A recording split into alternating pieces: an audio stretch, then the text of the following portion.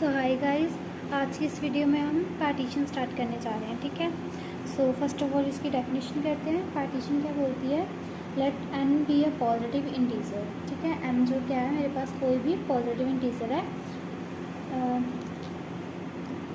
Late n be positive integer, a partition of n is defined to be a finite non increasing sequence. ठीक है, क्या होगा अगर मेरे पास n जो है कोई पॉजिटिव इंटीजर है। A partition of n is defined to be finite non increasing sequence. एक पार्टीशन जो है n की वो कैसे डिस्क्राइब होगी कि नॉन इंक्रीजिंग सीक्वेंस होगी इंटीजर्स की। सच ए कोई इंटीजर है, ठीक है, a1 a2 an तक ar तक कोई जो है इंटीजर है। ठीक है, अब वो क्या है कि डिक्रीजिंग ऑर्डर में चल रहा है। नॉन इंक्रीजिंग मतलब डिक्रीजिंग ऑर्डर में चल रहे हैं ना, तो डिक्रीजिंग ऑर्डर में चल रहे हैं। सच दैट क्या होगा कि जब उन सबका समीशन करेंगे और तब वो वैल्यू क्या आएगी, n के इक्वल आएगी। ठीक है, we denote partition of number n by pn। ठीक है, हम पार्टीशन के नंबर को pn से डिनोट करेंगे। ठीक है, and pn is known as the partition function. इसको क्या बोलते हैं? Partition function. सो एग्जाम्पल के साथ आपको ये क्लियर हो जाएगी डेफिनेशन कि लेट कीजिए कि हमारे पास जो n है 4 है। ठीक है, हमें 4 के लिए पता करनी है पार्टीशन। पार्टीशंस क्या हो सकती हैं कि हम 4 को किस किस समीशन फॉर्म में लिख सकते हैं। 4 का हम 4 की फॉर्म में लिख सकते हैं, 1 वे हो गया।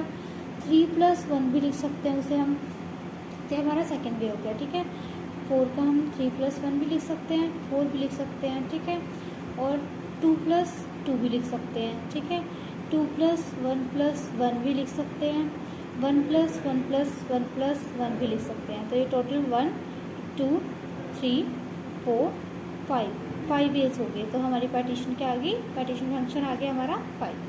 ठीक है, इसी तरह से जब हम 0 के लिए करेंगे तो हम उसे 0 के फॉर्म में लिख सकते हैं। एक फॉर्म आ गई, तो p 0 की वैल्यू क्या आ गई? 1। ठीक है, सिमिलरली 1 के लिए वैल्यू 1 आ गई। p2 को हम एक तो 2 लिख सकते हैं और एक 1+1 लिख सकते हैं, तो ये क्या आ गई? हमारी वैल्यू 2 आ गई। p3 के लिए हम क्या लिख सकते हैं? एक तो से 3 लिख सकते हैं, एक 2+1 लिख सकते हैं, एक 1+1+1+1 ऐसे लिख सकते हैं। तो टोटल नंबर ऑफ पार्टीशन कैसे आई? यहाँ पे 2 थी, 1 and 2, तो यहाँ पे 1 2 and 3। ठीक है, ये 3 बेस से डिनोट हो सकता है। नेक्स्ट क्या है? 4 के लिए। तो 4 के लिए हम उसे 4 लिख सकते हैं, 3+1 लिख सकते हैं, 2+2 भी लिख सकते हैं, 1+1+1+1 लिख सकते हैं, 2+1+1 भी लिख सकते हैं। तो ये टोटल 1 2 3 4 5 बेस आ गए। तो p4 की वैल्यू जो है पार्टीशन फंक्शन की वैल्यू 5 आ गई। ठीक है, सिमिलरली अब जो है हम यहाँ पे p6 के लिए शो करेंगे। p6 के लिए हम क्या कर सकते हैं? p6 के लिए 6 आ गया, 5+1 आ गया, 4+2 आ गया, 3+3 आ गया, 2+1+1+1+1 आ गया, 3+1+1+1 आ गया, 4+1+1 आ गया, 3+2+1 आ गया, 2+2+2 आ गया, 1+1+1 आ गया, ये आ गई। ठीक है, ये सारे वेज आएंगे, टोटल 11 वेज हैं। 8 तक बहुत ज़रूरी है, इसलिए मैंने 8 तक लिख दी है। आप इनके आंसर जो है नोट कर लीजिए और ख़ुद से पार्टीशंस बना के चेक कीजिएगा कि आपकी जो पार्टीशंस है वो करेक्ट आ रही है, इसी वे में आ रही है। तो p0 की वैल्यू 1 है, p1 की वैल्यू 1 है, p2 की वैल्यू 2 है, p3 की वैल्यू 3 है, p4 की वैल्यू 5 है, p6 की वैल्यू 11 है, p7 की वैल्यू यहाँ पे मैंने लिखी नहीं है, 15 आ रही है हमारे पास p7 के। ठीक है, काउंट कर लीजिए, 1 2 3 4 5 6 7 8 9 10 11 12 13 14 15 आ रही है। ठीक है, तो इस तरह 8 से। अब आपको इसका एक सिंपल वे बताते हैं कि करना कैसे है एक्चुअल में। ठीक है, सो ये हमारे पास रहा। अगर मुझे p8 की फाइंड आउट करनी है, ठीक है, तो p8 की फाइंड आउट करने का मेथड क्या है? 8 लिख लीजिए फर्स्ट ऑफ ऑल। उसके बाद क्या कीजिए? 7+1 लिखिए। मतलब ये जो फर्स्ट इंटीजर वैल्यू है उसे डिक्रीज करते जाइए एंड उसके अकॉर्डिंग, जैसे 8 फिर 7 6 5 4 3 2 1 ये लिख लीजिए। ठीक है, अब 8 एज सच 8 लिख सकते हैं। 7 + 1 8 हो सकता है, 6 + 2 हो सकता है 8, 5 + 3 8 हो सकता है, 4 + 4 8 हो सकता है, 3 + 3। अब यहाँ पे क्या है, यहाँ से जो कई बच्चे क्या करते हैं 3 + 5 लिख देते हैं, रिपीटिशन नहीं लगानी हमें।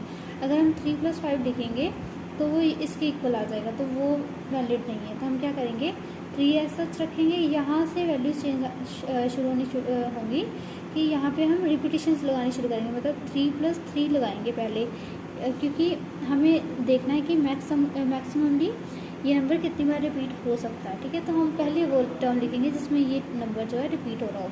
तो 3 + 3 + 6 हो गया, तो अब इसको वापस से 3 नहीं आ सकता, इसलिए 2 लिखते हैं। ठीक है, तो ये 8 बन गया। अब यहाँ पे हम 2 को 4 टाइम्स लिख सकते हैं, क्योंकि मैंने पहले बोला है कि रिपीटिशन वाले नंबर लेने के, वही नंबर जो है हमारा कितनी बार मैक्सिममली रिपीट हो सकता है इसे सेटिस्फाई करवाने के लिए। तो यहाँ पे जो मेरा 4 है वो 2 है मेरा 4 टाइम रिपीट हो सकता है इसे सेटिस्फाई करवाने के लिए, तो मैंने रिपीटिशन वाला लिख दिया। अब जो मेरा 1 है वो 8 टाइम लिख सकते हैं इससे सेटिस्फाई कराने के लिए। ठीक है, अब मेरा सेकंड वे क्या होगा कि अब मैं 7 + 1 का फर्स्ट वैल्यू मैंने ऐसे रखनी है, सेकंड को चेंज करना है। ठीक है, 1 का मैं कुछ नहीं कर सकती, तो सिर्फ ये ऐसे ही रह जाएगा। 6 ऐसे रखेंगे, 2 का मैं क्या कर सकती हूँ 1 + 1 लिख सकती हूँ। ठीक है, तो ये एक वे बन गया। अब इस 3 का मैं क्या कर सकती हूँ, इसे 2 वे से लिख सकती हूँ, 2 + 1 लिख सकती हूँ, 1 + 1 + 1 लिख सकती हूँ। ठीक है, अब आगे क्या करूँगी, इस 4 का ऐसा रखूँगी, इसे मैं 3 वे से डिनोट कर सकती हूँ, या तो इसे 3 + 1 लिख दूँ 4 को, या इसे 2 + 2 लिख दूँ, या इसे 2 + 1 + 1 लिख दूँ, या इसे 1 + 1 + 1 + 1 लिख दूँ। ठीक है, समझ आ गया।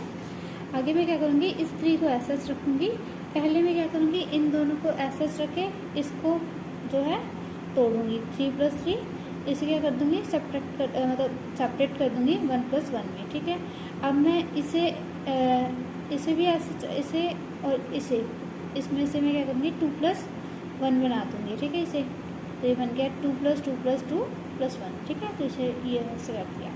फिर अब मैं इस 2 को रखूँगी, इसे तोड़ूँगी। ठीक है, तो ये क्या बनेगा 3 + 2 + 1 + 1 + 1। ठीक है, अब मैं सारे को, क्योंकि यहाँ तक हमारा खुल चुका है, अब इसे भी खोल दूँगी 3 + 1 + 1 + 1। ठीक है, अब सिमिलरली यहाँ पे क्या है, पहले मैं ये 2 को खोलूँगी 1 + 1। ठीक है, अब मेरा ये वैल्यू आ गई है, अब मैं इसे खोलूँगी 2 + 2 + ये 2 1 तो है ही गए थे, अब इसे 1 को खोलूँगी तो 1 + 1 आ जाएगा।